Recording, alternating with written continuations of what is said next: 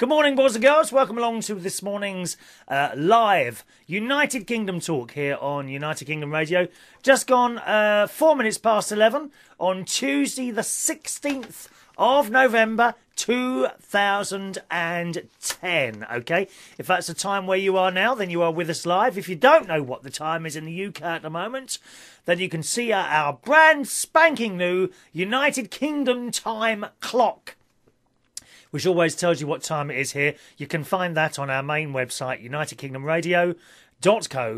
unitedkingdomradio.co.uk. Lee Mills, who's usually on around about 12 o'clock on some afternoons during the week, including today's, which is Tuesday. I thought I'd ring him this morning at around about 20 to 11 because he's got this to see if he had anything to say to me. Because he's got this habit of suddenly messaging about a minute to 11 or something like that. You know, just as I'm starting to get in the swing of it and pushing buttons and things like that. And he's got this habit of ringing up and, interfering in the start of my show. Why does he do that? Do you think he tries to put me off? Anyway, he will be with you this afternoon just after 12 o'clock. Whether there be any content or not, I don't know. It may be all mishmash. But he will be here just after 12 o'clock, all right? Good morning to Gary Davis, who says, very nice clock, Chris. Does it chime? Yes, it does. You will hear it chime throughout this programme on the 15, on the 30, on the 45, and on the hour as well, although you'll miss that as the news comes in, okay? I have a lovely... I'm glad you noticed this, Gary. Well, when's the last time you was here, then? Eh? I've had that clock 2 weeks. Oh, you're a bit irregular, aren't you? The doctor always told me if you're irregular to start worrying. You must be a regular person, my darling. Thank you, Gary, for noticing my clock. I think Barry's with us as well. He's trying to send me messages on Facebook. Good morning, Barry. Now, very interesting, actually, to hear on the news there. Oh, can I give you the email address? If you want to join in by email, whether you're with I've got a bit of toothpaste on my lip. It's quite nice. What have I got with that? Colgate toothpaste. I use different brands, depending on which is cheapest at the time. Do you stick to the same brand all the time? Oh, no. Try different ones. I'm sure there used to be a bubblegum flavoured toothpaste, which I liked as a child. Does anyone remember that one? Can you get different? I'm sure at one point they experimented with different flavours of toothpaste. Strawberry, I think bubblegum was one. I don't know if there were any others. Were there any others? Anyone in America, do you have different flavoured toothpastes at all? What is the favourite where you are?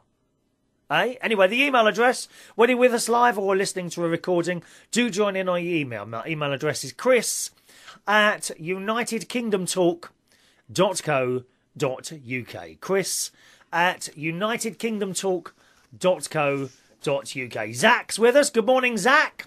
He's in Orange in Australia, and he's going to be doing his first live show tomorrow at 12 o'clock UK time. That's in the afternoon, not at night, okay? Okay, so Zach Wright, live from Australia, tomorrow afternoon at 12 o'clock UK time. Do not worry, Zach, I shall be here as well, listening and assisting you in every way I can for no extra fee at all. Okay? Good.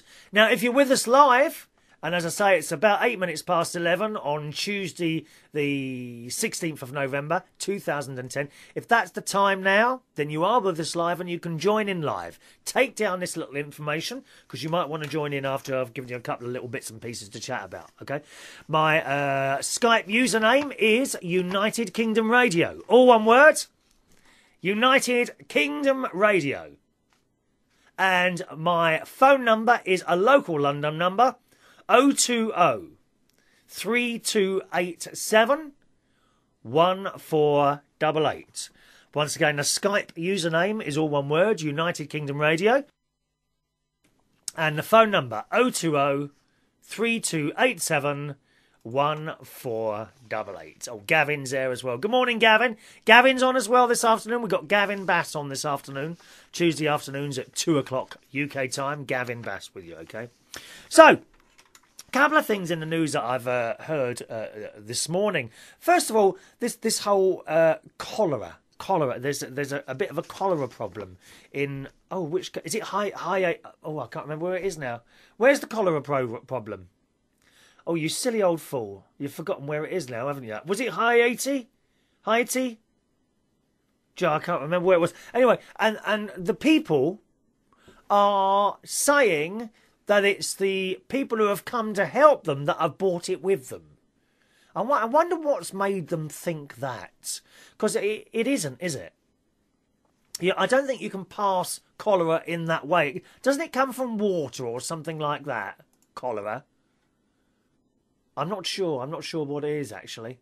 So I'm just wondering what makes them think that. Is that like a tribal thing or something? Anyone have any ideas why that is? Why would they think that? Yeah, do we have any doctors or nurses listening today? Eh? Why would they think that cholera could be passed on human to human? I thought it was all to do with water and things like that. Gavin, don't be cheeky, because I'll come down and slap you. Okay, you will have to be slapped if you get cheeky again. So that's one thing. Number 2 here. The government here in the UK want to do a survey to find out how happy you are.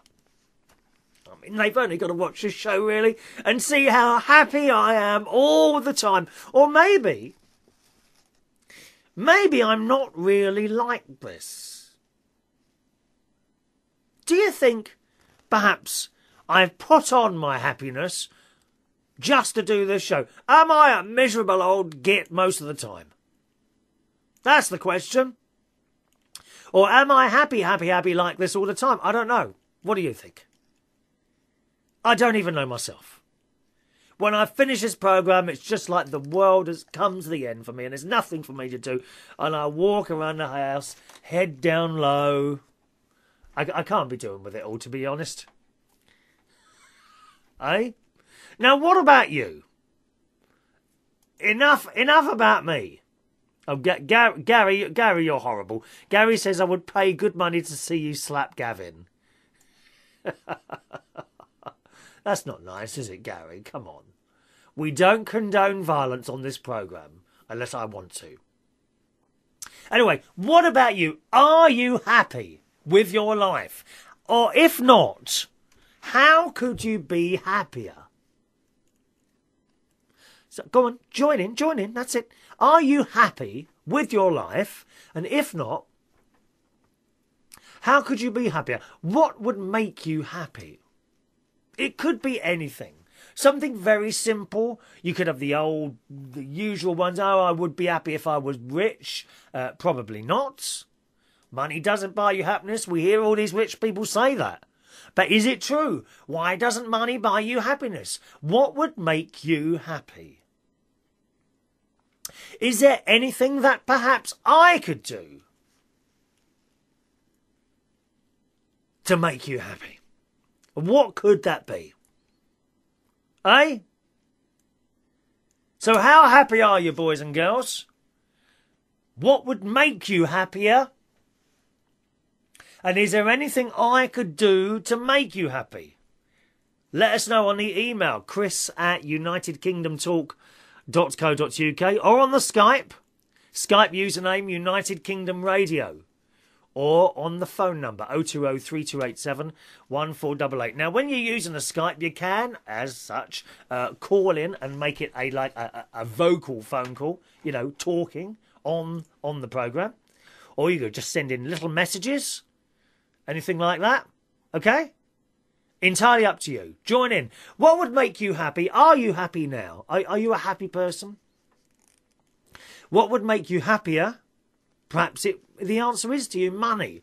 If I was to suddenly write out a cheque for £500,000, would that make you happy? But would that make you permanently happy? Or only so long as you had the cash to spend? In which case, I'm not going to bother sending it, to be honest. I want to make you happy forever. Perhaps there's an element in your religion. If you're religious, does that make you happy? When you go to your place of worship, I don't know, synagogue, whatever, church, Mosque. Does that make you happy when you go there? What would make you happy? What could I do to make you happy? Now, there's probably lots of pens poised now, waiting to send me a personal little email saying, Chris, it would make me happy if you would go out with me. But obviously I cannot spread myself... Well, I could try, actually, couldn't I? I could fly from country to country, going out with each and every one of you. But I just don't think it's viable. What would make you happy? Is there anything I could do to make you happier? Perhaps you'd like me to do more shows. How about 4 hours a day, 7 days a week? Would that make you happy? Come on, join in. Email address chris@unitedkingdomtalk.co.uk. Skype username, all one word, United Kingdom Radio. There goes the clock, listen. Yeah, Barry, do you like that? Is it Barry? Gary, rather. Gary. And the phone number, 020 3287 1488. Mike Cullen says, things that would make me happy. Number 1, money. OK, Mike. OK, let me just get a little bit of cash and send it to you for the post. 20 quid, all right? Would that make you happy? Trouble is, Mike, I got a feeling you'd spend it on all the wrong things. There would be women and drink and smoking stuff and all bad things for you, Mike. So I'm not going to send you any. I think it would make you more unhappy because when the money runs out, the girls go as well, dear. They do. Eh? Number 2, Mike would be happy if he had a job. I wonder, Mike, what sort of job? Anything? Are you prepared to do anything? That's the thing. Or is it that the right job isn't there at the moment? Must be awful not to have a job.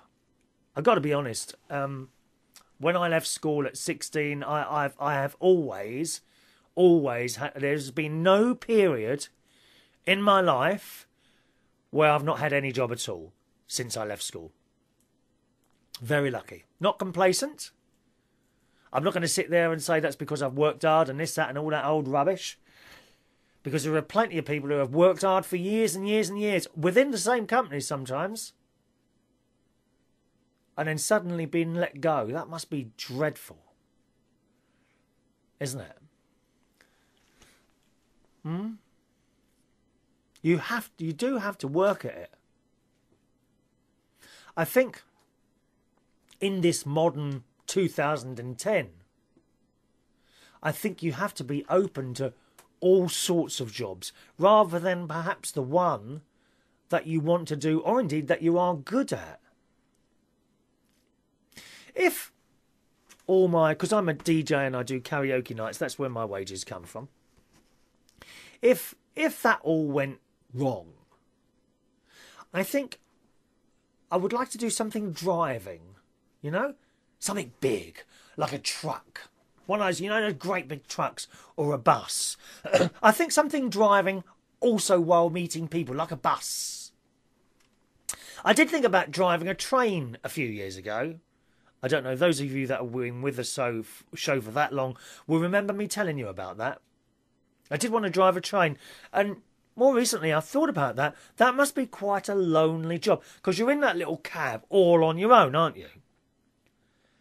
Whereas if you're on a bus, at least there's lots of people all around you. Although, what do you do if you have trouble on a bus? Oh no, would I be brave enough to go up there and kick the heads in? I'd have to go upstairs, drag those bad teenagers down the stairs, kicking them as I get off of my bus! Get out of my bus! Eh? Are they allowed to do that? Perhaps they should have ejector seats in buses where you just push a button and someone falls out of the door. How wonderful would that be? But you're not allowed to do that, are you? Not allowed to do that. Huh? Anyone else? How happy are you? Come on, but let me know how happy you are this morning. Gary says, I would like to see world peace. That would be good, but saying that will probably never happen. Well, you don't know, Barry. I think we need world peace. I don't think that will ever happen either. It's a shame, isn't it? It is a shame. Okay? So that's it. Come and tell me how happy you are. And if I can possibly make you any happier. Now, Zach has said, you do swear a lot on Skype. What do you mean, Gary? Zach? I hardly swear at all. Have you ever heard me swearing on this programme? That's the question. I don't think so. I'm a non-swearing person on the radio. Off the radio is a different thing altogether, isn't it? There we are. Right, while you're having a little think about that then, a couple of emails to do. Congratulations to Vicky Gannon. Good morning, Vicky, who has recorded a test podcast. Vicky may be coming to do a show or two for us, which will involve cookery. We haven't got anyone doing cookery shows, have we? I mean, I was going to do one myself, but I have a feeling you already know how to do beans on toast. Or cheese sandwiches. I'm not very good at the cookery. Vicky, she's actually got her own little website. If you want to have a look at this, here we go. Are you ready? It's www.mixwellandserve, exactly as it sounds, okay? mixwellandserve.com. And Vicky's got various different bits and pieces about her cookery. That's her blog there. Have a little look. I think she's going to be coming in to do a show for us at some point. Not too soon. She's practicing at the moment. It may be a little while. Maybe next year, perhaps, I think. Or next week. As quick as she wants, really. Mix well and serve. She says she's going to start small and record something every week. She's going to try and record something every week. So let's see how that goes, all right? Good luck with that one, Vicky. She's already sent one of these programmes to me, and I was very impressed. Very friendly voice. I think we've all got friendly voices on here, haven't we? Paul Edwards has got a friendly voice. He's one of the, I think it must be the friendliest, smoothest voice here on the United Kingdom Radio. Taking a little break at the moment, Paul. Okay. I would have mixed in my emails here. Oh, there we are. Oh, hang on a minute. Mike says, not having a job is soul-destroying, Chris, to be honest. Oh, I can imagine it. I can absolutely imagine it. I wake up every day and my enthusiasm just goes out of the window. I wake up to the news and then learn that there's more and more cuts. And the pressure you get from the job centre to get a job that you don't really want is terrible.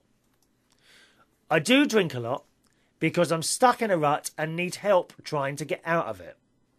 The job centre don't want to know when it comes to looking for the job you really want, i.e. radio.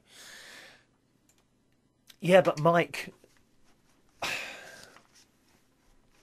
you know what, Mike? I think a lot of us who have done internet radio, yourself, me, Terry, everyone here on United Kingdom, I think if we ever got a job at independent local radio, and I've been told this by a friend of mine who used to work on Talk Sport, and also he was also on LBC, okay, a very good friend of mine who worked on both these stations, and he told me after I spoke to him, I said, oh, I'd like to do this a little bit more on FM radio. How would I go about it? And he said, to be absolutely honest, Chris, if you ever did get a job, very, very quickly, within a few weeks, you'd wonder why you ever bothered. Because there are so many restrictions. And the timing, and, you know, you've got to play ads here, there and everywhere, trials all over the place. You can't say certain things. You've got to be so careful. He said you would wonder why, and the pay is not good. Believe it or not, the pay on independent local radio, unless you're a name, is not good. There are many people doing shows on independent local radio for nothing. That's the truth of it. Up and down the countries, there are people on FM radio, certainly this country, there are people on FM radio who are doing the shows for nothing, in the hope that it will turn into something else. So I actually don't recommend anyone goes for a radio job in this country anymore. Unless you're something special, you're really something special, and you know someone within the industry. I really think you'd be disappointed very quickly because of all the rules and regulations, this, that and the other. Here we are on our own little station here, doing our own thing, unpaid, of course. You know, unpaid, but that's the way it goes. All right, so I'm not sure about the radio thing.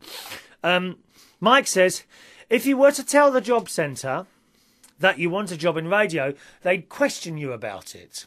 That's why I'm trying to do my own thing, sending out demos. Even if you email employers for a job, you never hear a word back from them. Now, are you talking about the radio thing? Yeah, it's rare that you ever get a response. Because, unfortunately, there's hundreds of people still sending in demos and CDs, and I don't know if people send in tapes anymore. They send them all in. A lot of them don't get listened to, Mike. I worked on an AM station in London in 99 and 2000, and there were literally stacks of tapes on the windowsill that had never been listened to. Presumably someone picks up these tapes at some point when they need someone, has a quick listen to some of them. I mean, I did manage to get a listen where it was me and my friend, we played a couple of to the tapes. And to be honest, some of them are absolutely dire. I mean, you know. But those, I don't think they ever get listened to, these demos. I really don't. I'm not quite sure. I think you need to know someone in the industry to get in. And then you might be disappointed when you get the job. This is a problem, Mike. He says, I've not really applied for sales jobs. I don't think I could ever do a sales job anymore. Knocking on people's doors. Hello, I represent da-da-da-da, or something like that. Or in a shop. I don't think I could ever work in a shop. To get in there at 9 o'clock, go home at 5:30 and an hour for lunch. I don't think I could do that anymore.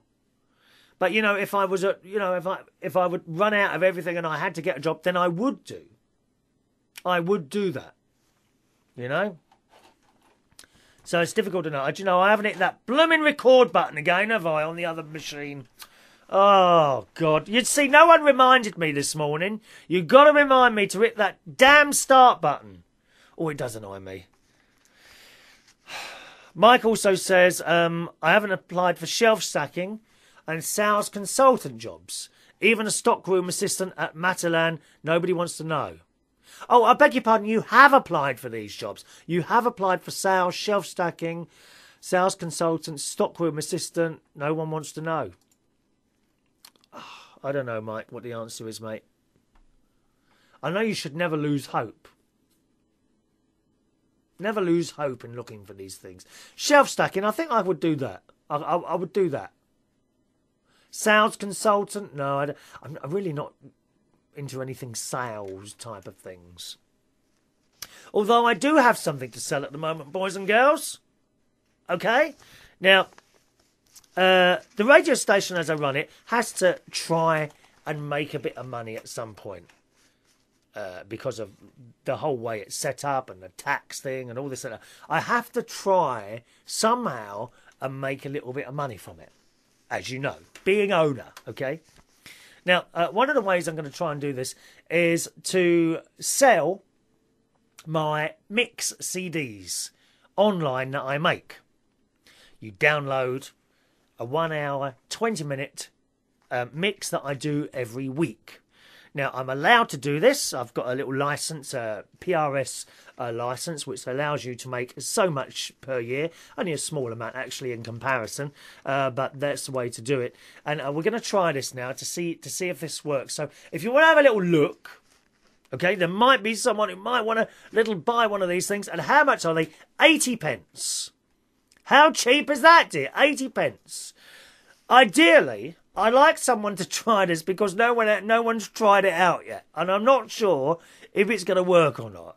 So if you've got 80 pence to spend, you know, just over $1, go to this website, chrisreardon.co.uk. All right? chrisreardon.co.uk. And there you will see advertised my non-stop music mix. Now, I do one of these each week. And there is a little buy button. The idea is you click the buy button, it'll take you to a PayPal thing. You send me 80 pence, and then you get the download link. All right? If you've got 80 pence, oh, it's not going to break the bank, is it? If you've got 80 pence spare, do you think you could just try one of them? Just one of them for little old me? Desperate, dear, desperate. Okay? The reason that we need to do this, you see, the whole radio station thing is kind of backed by me, right? And that goes to the tax people. So anything I spend on the station goes against my tax bill. All right, so that's how I get the money back. But I must prove and show that I am trying to make money from it. Otherwise, they would say, well, this is a hobby. You're not allowed to do that. You're taking the mick. Okay, so I have to try somehow to make money from it. That's how it works. So that's why I'm having to do this. We've tried getting some adverts on the site and all that. That doesn't really work. We've put little radios on there. No one buys those. So here's something else I'm trying. So if you've got 80 pence to spare and you could try that, I don't even know if it will work. Please download one of my lovely mixes for just 80 pence from chrisreardon.co.uk. Right, chrisreardon.co.uk. Any other messages here? Let me have a look. Zach says, could you record your next fit of rage at a bus passenger so I could see it? Do you know I haven't been on a bus for... The last bus I went on, actually, Zach, believe it or not, was in Sydney. Well, I was going from Sydney to a pub. That's the last bus I went on, believe it or not. He said, if you could record your next fit of rage, that would make me happy. Do you want to see me angry as happy? I tell you what you would want to see. It would make you laugh. My best mate Ron, when he goes into one. Because he's got a very low level of annoyance. He gets annoyed very quickly and stuff. He's a bit of a road rage person as well, I'm afraid. Starts shouting out the car at cyclists and things like that. It's terrible. Terrible. Email time then. Here we go. First of all, it's Millie in Minnesota. Millie, as I tell you, this girl, this Millie, I don't know, is she with us live today? I'm not even sure. Let me have a look. I don't think she is. But she watches the recordings of the show. And she's had a bad year. People dropping dead like flies all over the place. At the moment, her uncle's not too clever. Millie writes, Dear me, what is it with you and your animal stories lately? This is the third time you've had me in tears with one, and I'll explain why in a minute, but first, I'm sorry you had to go through the terrible trauma of accidentally running over the cats. Oh, don't. Yeah. No, not my cat. That must have played in your head for quite a while afterwards. Yes, it did. Last Thursday, it was either on Thursday or Saturday's show, I told you, on my way to work, on the motorway, suddenly, straight in front of me, I think it was either a cat, a fox, or a rabbit. I think it was a cat. It was too small for a fox, and it moved too quickly for a rabbit. I'm pretty sure it was a cat. There are no houses around that area, so I was telling someone else about this. They reckon it was a feral cat, but nevertheless, it was a little animal. Run out into the motorway. I'm doing 70 mile an hour. I hadn't got a chance. Suddenly a thud, and I knew what had happened. And it's just awful. That's a third. In the nearly 20 years I've been living here, travelling in and out of London on the motorway. And that's a third thing that is. There's been another cat and a rabbit. And they just come out. They just appear from nowhere. And what I don't understand, they just sit there. They stop in the middle of the road. They don't even try and run, do they? Oh. And it's horrible when that happens. Millie said, I cried when you were telling us what happened, because it made me think of when I lost my childhood pet, my dog Fluffy. What a lovely name for a dog, isn't it, eh? Fluffy. Don't laugh, that's the name she had when I got her. I lost her in exactly the same way. Fluffy was a Cocker Spaniel, and I got her as a birthday present from my parents when I was 10 years old. She was golden in colour, and, as has been the case with most of the pets I've had throughout my life, When Fluffy saw that I was in wheelchair, she always looked after me and always made sure she put herself within easy reach so that I could always pet her whenever I wanted to. Isn't that lovely? Animals do that, don't they? They absolutely do that. A couple of years ago, you may remember this if you were with us a couple of years ago, around January, not last year, but the year before. I told you that I'd had some rather bad news myself. And while I was at my sister's house, I was in a constant state of tiredness. And one of her dogs was around me all the time. And when I went to lay on the settee, because all the time I was just so tired. When I went to lay on the settee, this dog, never done it before, literally, and it's a big old dog. She's a big girl, Duchess. This dog jumped up onto the settee and laid right across me, you know, from head to toe, and just laid there. You know, like she knew something was wrong. And my cat as well, around that period, I was letting my cat into the house, and she would come up and jump onto my lap and just be around me all the time. They know, don't they? Pets know when there's something wrong. Millie goes on to say, what was remarkable was that neither my parents nor I had to teach her to do that. She just did it all by herself. The only time Fluffy ever left my side was when I'd go to school. We got lovely. Have you got any animal stories, boys and girls? Any lovely animal stories? I want to hear them, okay? Send them through. Chris@unitedkingdomtalk.co.uk. When I was 15, thanks to the generosity of my uncle, we were able to have our house remodelled. When the construction... Oh, I bet they made a blooming mess, didn't I? Hate that, don't you? House building works. Oh, dear. I had my kitchen and bathroom done... I don't know, about 15 years ago, something like that. And it's a nightmare. The mess is unbelievable when you have something like that done. It's awful. When the construction crew began the job, my dad was very adamant that they were not under any circumstances to let Fluffy, my dog, outside, as there was a busy road right by the house. Well, you can guess what happened. They didn't follow my dad's instructions. One day, the crew decided to let her out. And not just 2 minutes later, someone ran over my beloved dog and didn't even stop. They just kept right on going. I've never forgiven the construction crew. As far as I'm concerned, it was their fault my baby girl was killed. And, you know, we do talk about that, don't we? We talk about our pets being our babies. It's like Ronnie with his 2 cats. He calls his, you know, they're his children. Pets, if we don't have our own children, pets become our children, don't we? Don't they, eh? Beautiful. Because they refused to listen to my dad. I'm choking up again, even as I'm typing this. I didn't tell you this to make you feel worse. What happened to you just brought what happened to me back full force. I'm off now to blow my nose and dry my eyes, and that's from Millie. Yeah, it's just, you know, pets do become our children, don't they? Ronnie talks about his boys, my boys, because he's got two twins. And they're always together, his cats. By the way, my cat has recently become an IAMS cat. I've started, and she loves the stuff. I don't know, there must be some sort of drug in that.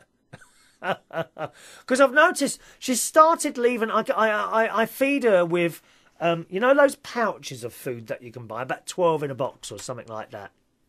I've been feeding her those, and she keeps leaving half of it. And I mean, it's not that there's such a large portion in each packet anyway, but she keeps leaving half of it. So I was in the supermarket the other day, and I saw this. I've always seen this IAMS stuff, but it's blooming well expensive, isn't it? IAMS, you know, IAMS, the big packet of dried fruit. And apparently, this is a complete meal. IAMS is a complete meal. Comes in a packet. It's like dried biscuit stuff. She loves it. I bought the first packet a couple of weeks ago, and she had her first portion yesterday. filled up the little cat dish.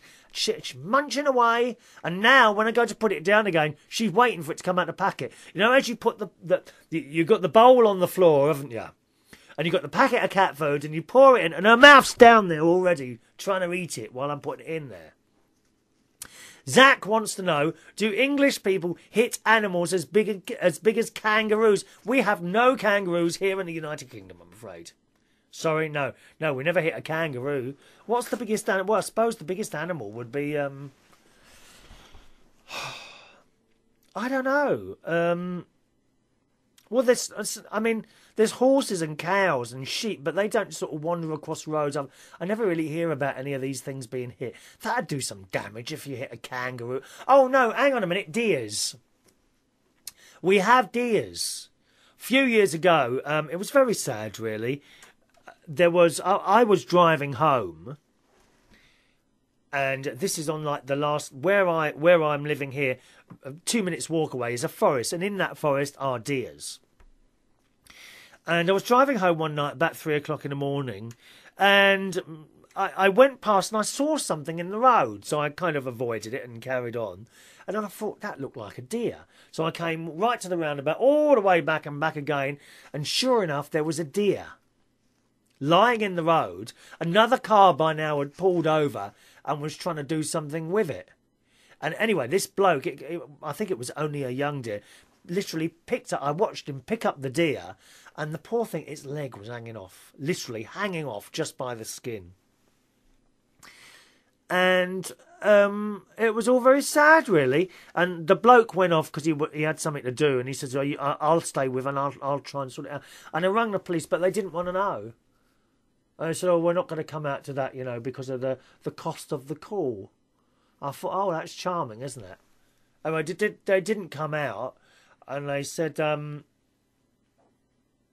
it will probably die, but we don't need to come out to that. Here is a phone number to ring, and I think I had to ring some... No, what happened then? Oh, I said, do you want me to stay with it? And they said, well, you can if you want to, but you don't have to because it will probably die there. We'll send someone out in the morning to pick it up. But I didn't leave it. I stayed with that deer, and its little eyes, beautiful black eyes. And I was right next to its head, didn't move or anything. And I stayed by it all that time and watched its life disappear. And eventually it died, it stopped breathing. And its eye was still open. I don't know, I know it's only an animal and all that, right? But I felt very good to have stayed by that animal so it didn't have to die alone. You understand? But the police weren't interested. He started going on about the cost of sending someone out there. What hope is there, really? Zach says, lucky there are kangaroos in Australia that can totally wreck cars. Well, I know that, dear. The place is alive with kangaroos, isn't it? Australia is alive with the sound of kangaroos. There we are, the Australian version of The Sound of Music. Wonderful. Got to say hello to Aaron Damien. Hello, Aaron. Who says, hi, Chris. I heard you singing wonderfully in Latin language. Oh, yes, I can do a little bit of Latin. Only religious Latin. I can do all that, the credo and all that. He says it's called Gregorian chant. I like that. The Gregorian chant. That's where you got monks singing. I don't think I've got any Gregorian chant on here to just play you a little sample. No, I haven't got any on the computer. Probably you don't know this, but before I decided to become an Elvis tribute artist, I used to also be an organist at a Catholic church here in Poland. And I was very keen on singing Gregorian chant music in church and in private at home. You're a church organist, that's what I do. I play 11 o'clock church organ. 11 o'clock mass, St. Joseph's in Roehampton if you ever want to come, but the organ isn't very loud. It's really disappointing. It used to have big speakers up on the wall. But they had to take the speakers down because health and safety, apparently they weren't put up very well. And they were about to fall down, so they took them down. And the only speaker within the organ is the one actually within the unit, and it's not loud enough at all.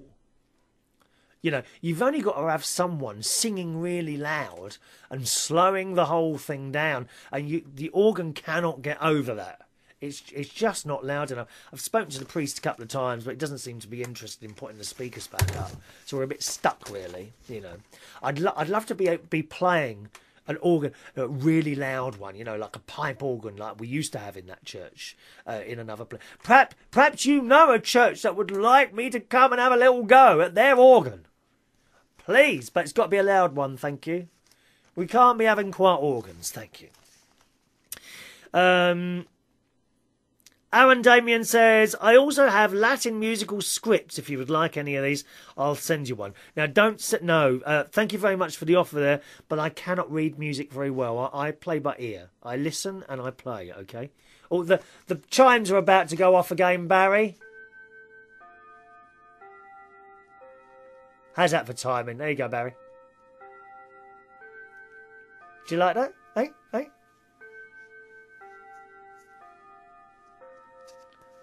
Nice, isn't it, eh? We like a little bit of chiming. So, thank you very much. I hope everything's all right, and that's from Damien. Yeah, thanks, Damien. It's nice to know that I'm not the only one. The only one playing the organ there. One of the other things I used to give to my older cat, Tiny, she's been gone a couple of years now, hasn't she? She was a long-haired tortoiseshell one. Towards the end of her life, I started giving her raw meats, like raw chicken and raw turkey, and she loved it. Oh, she would love that. I'd just bite raw, literally from the shop, cut it up and put it down. She loved that. And the idea from that came from a cat lover who we don't hear from very often anymore, Susan, who's in the States, and she looks after big cats. And her pet, she has a bobcat for a pet called Talon. Oh, I remember all this, you see. And it was her who suggested giving the cats raw meat. And I thought, hey, they won't want more meat. And she said, think about it. What are they like in the wild? Of course, you know, they catch animals and tear them apart, don't they? So I put down some raw chicken, and she lapped it up, she did. But at the moment, I now have an IAMS cat. I have an IAMS cat. I wonder how Mike's cat's getting on. Oh, actually, he sent a message. Could I give Molly, who is 5 months old, chicken, like the ones you get from Tesco's, cooked ones? Yes, I think you can, actually. But, Mike, do not give them chicken or beef from a packet or ham, because it's full of salt.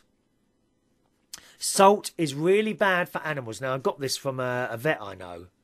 Don't give them anything like bits of chicken or ham from a packet, because it's smothered in salt to keep it preserved.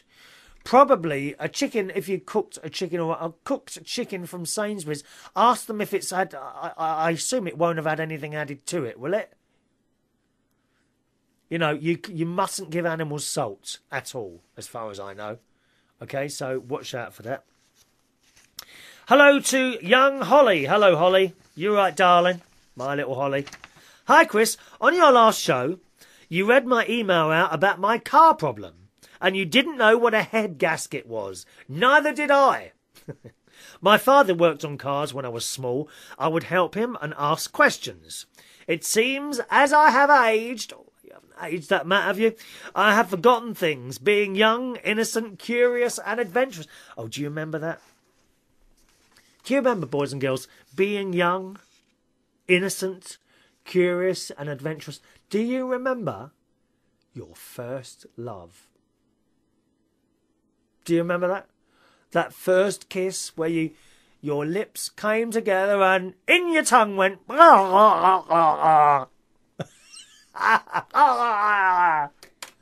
you remember your first kiss? I do. Some girl at my mate's party. Now, what was her name? I don't even know. Yes. And I thought, oh my God, this is it. But she didn't want to see me after that. I must have kissed really badly. I remember it. I could remember that like it was yesterday. I was sitting on this chair and this girl just sat on my lap and started kissing me. Doesn't seem to happen anymore. Why is that? I had a few girlfriends. before I saw the light. Holly says, have you ever embarrassed your mother or father when you were really young? Oh, yeah. Oh, yes, I have. Terrible, terrible. I think I was a bad child, I think, really. There was one where I had it in my mind I was going to wear these ripped jeans. I mean, they were ripped. All the legs were not rudely ripped, you know. There were holes in these jeans. And I insisted, for some reason, unbeknown to myself even, I insisted on wearing these to my auntie and uncle's house for Boxing Day. And I don't know why I did it. Why would I do such a thing? I'm sure that wasn't the only occasion. What about you, boys and girls? Have you ever embarrassed your mother and father? If so, tell us about it. Have a little think about that and send me a nice long email and tell me exactly what you did, okay? chris@unitedkingdomtalk.co.uk is my email address. Quick message to Mike here from Fag Ashley, who says, tell Mike not to give the cat garlic chicken from the shop. All right, don't give her garlic chicken, little Molly. By the way, can we see some pictures of your cat, please? Could you take some pictures and send them? Yes? Thank you. Holly says, my mum told me a story about how I was when I was really young. I would go grocery shopping with my mum. And when she was picking out things we need, I would be walking up to strangers and telling them to give me a hug or pick me up. Oh, I'm going to try that one, Holly. That's it now. I've decided now. My mate Ronnie's coming round today. And I think I'll leave him in the house and I might go over to the Co-op, which is a little shop that we have here.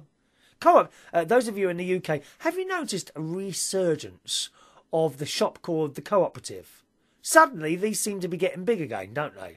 They kind of disappeared for a while. I always remember the Co-op very big in the 70s. There was always a Co-op somewhere. Then they started disappearing. Now they seem to be coming back again. Have you noticed that? Co-ops are appearing everywhere. Well, I'm going to try that one myself today.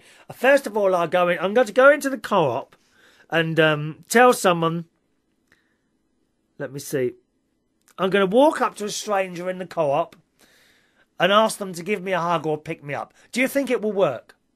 I'll choose some fit builder type. You know, about 30, 35. Excuse me, would you give me a hug, please? I wonder what happened. Shall I try it?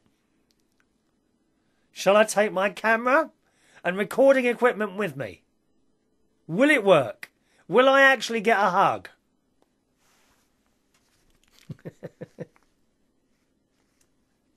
My mum would tell the people sorry and grab my hand, but after a while I would start dancing in the store. She said I loved my dresses I had and I would twirl and hop.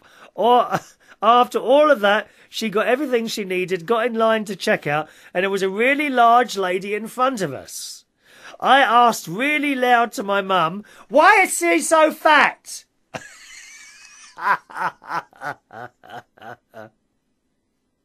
The large lady turned her head and looked down at me, while my mum looked down to me, saying, shh. But that didn't seem to stop me, since I asked again, but Mum, why is she so fat? The large lady didn't say a word and turned away, while my mum said, shut up. Oh, you are terrible, Holly. I wish love to have been there and seen that, dear. Oh, that's naughty. Very, very naughty. Holly, I look at myself in the mirror and I say, Chris, why are you so fat? Well, I'm not surprised after last night, dear. I seem to have become addicted once again to Cadbury's chocolate giant buttons. The very large bag. I had another bag yesterday. The entire bag, I'm afraid. And the thing is, you know, when I first bought one of these large bags, Holly, of Cadbury's chocolate buttons, I thought, oh, there's a lot of buttons in there. Now I'm buying them and thinking, oh, well, not as many as I thought. And yet the size of the bag hasn't changed. I really must stop eating those. Holly says, she told me, her mum, that's very embarrassing for her, although I found it funny. As for my age, I'm 26. Holly's 26. I thought Holly was about 12 or 14 the way she was writing these emails. She says, as for my age, I'm 26. I wish I was 14. Well, that's enough of me. Keep staying awesome, Chris. Love your show. And that's from Holly. Thank you, Holly. I wouldn't want to be 14. I must admit, I'm or even 26. If I could choose what's all this stuff here? I found a load of stuff here. Wait. Is that rubbish? Oh, I don't know. I'll sort it out in a minute. If I could choose my age again, I'd like to be 30, or 30, 32 again. Now, I think that was my favourite age, 30 or 32. Yeah. I certainly wouldn't want to be a teenager again, ever. No, thank you. Fag Ashley says, I was told by the vet that raw meat is good for the cat's teeth, but it just makes mine sick. And I was oh, isn't that awful when a cat is sick? Poor things. And it's horrible when you see a cat coughing. Have you ever seen that? Because there's nothing you can do. Poor things. I was told by the vet that raw meat is good for the cat's teeth, but it just makes mine sick. And I was told to be careful of cat biscuits as they can cause bowel trouble. But since my cats love them, I give them both biscuits and pouches. And I know it's really bad for them due to the salt, but the occasional tin of tuna. In fact, my cats can recognise a tin of tuna a mile off. Now, I used to give Tiny pilchards. She likes pilchards. Do they put salt in that? I didn't know they put salt in that. Is there salt in a tin of tuna? I thought it was just tuna and water. I'll have to have a little look at the can. I have actually bought Katie pink salmon before. Oh, and that goes like that, and as soon as you put it down, bang, it's gone. Fag Ashley, I think the Co-op and Summerfields have merged. That would explain it then, wouldn't it? That would explain it why there's so many Co-ops appearing all over the place. But nice little shops, I've only got a small one just down the road that I used to get little bits and pieces in. We have an Aldi as well, where it's... but I just hate the shop. I hate the brand Aldi. I've been in there a few times, and it's just so unfriendly in there. It really is. How are we doing on time? Let me have a look. Okay, one more... a couple of messages here. Fag Ashley says, tuna comes in brine, which is salt water, for God's sake. Don't give them tuna in oil. Oh, I didn't know. Is that what brine is? Salt water? I don't know anything, do I?